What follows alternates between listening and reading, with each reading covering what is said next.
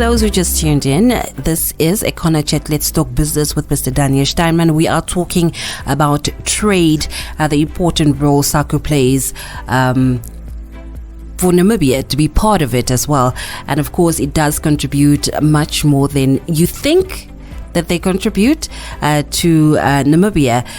But of course, we need to understand, because you mentioned something like trade pool convergence, Mr. Steinman. Did I say that? Yes, you did mention that. So That's I just such want a big word, you to give some clarity, or, give us an understanding what the trade pool convergence is all about. Okay. Well, can we break for 5 minutes so that I can quickly go Google it? No, you can't. In the previous part of our discussion, I highlighted the importance of SACU for us and for the other members. Of course, yeah. So it's an internal benefit.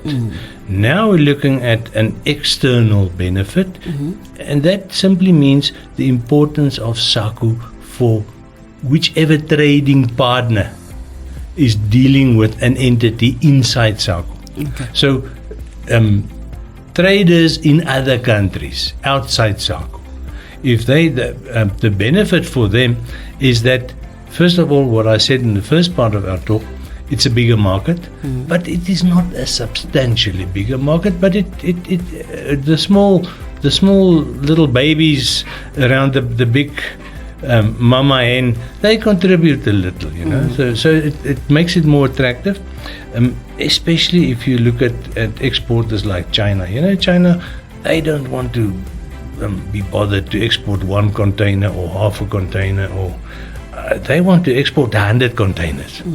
Any manufacturer in China, they want to export in bulk, big. So they're looking for bigger markets. Okay. So the consolidated SACU, or the combined SACU, constitutes a bigger market. But the most important benefit is something that has developed over the last 20 years, and it concerns government trade policy.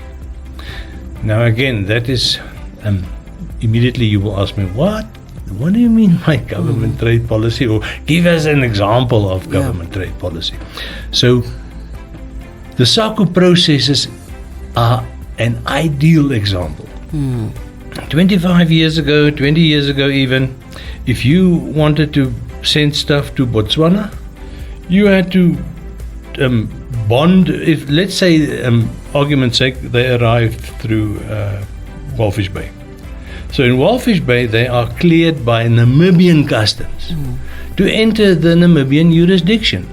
But they are so-called goods in bond. They bonded. So they get locked up in Walfish Bay in the container. The container goes on a train, on a truck, and it goes to Botswana. And at the border at Buitenpost, it is received by the Botswana Customs Department. Whole new department to deal with, whole new set of regulations, whole new paperwork that you had to complete. And that was before everything was computerized. It was really, some of those truck drivers, they stood there for 2 hours just filling in papers. So it was cumbersome. Yeah. It was an obstruction for trade. It was not a trade facilitator. If, for instance, goods would come through Walfish Bay and they would be received by customs here, they would be bonded en route for Zimbabwe, who is outside the customs union. Now it gets a couple of times more complex, because now they have to be received by Botswana customs at Buitenpost, but the goods remain in bond. And they go all the way to the opposite side of Botswana, at near Francistown, where they leave Botswana. There they are received by the Zimbabwean Customs Department, and they are unbonded.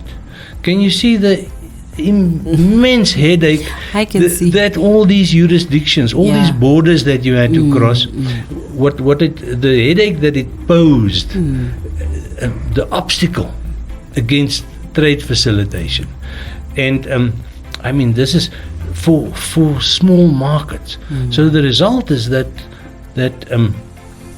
overseas exporters, they basically were very reluctant to deal with us and Botswana and Lesotho and Swaziland.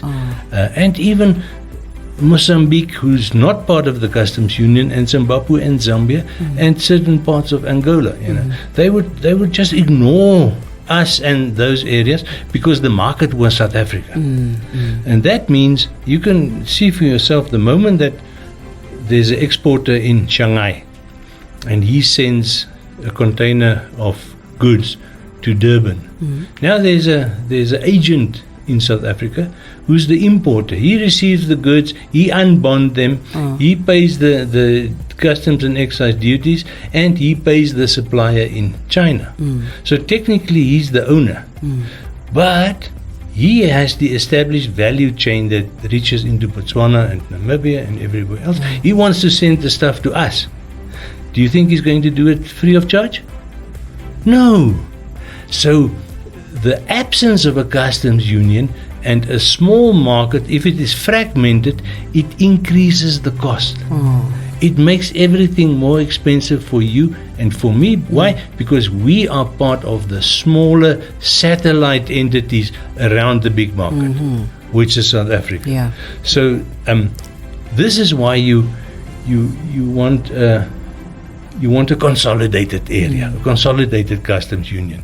You as an exporter in Europe or the States or in Asia want to deal with a single entity. You don't want to have agents in Namibia and in Cape Town and Joburg. Yeah. I mean, they can have all the agents they want, but you're trying to cut out unnecessary middlemen. Yeah.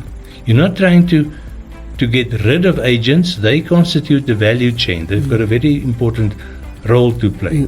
But if it is goods only for us and there's no need for a middleman in South Africa, why would you add 20 or 25% to the value of the stuff?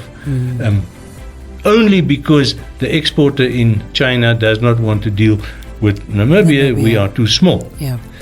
And that makes the goods more expensive. So the fact that that the same processes now apply all over SACU makes it more attractive, but it also makes good less expensive. Yeah. Not cheap, but more affordable. Affordable use. Yeah. Or it prevents additional levies that makes the stuff for us more expensive. And hopefully one day we will be able to produce everything that we need in our country. Are we going to build computers? I hope so. But with that said, Mr. Steinman, thank you so much for coming through once again and teaching us about trade.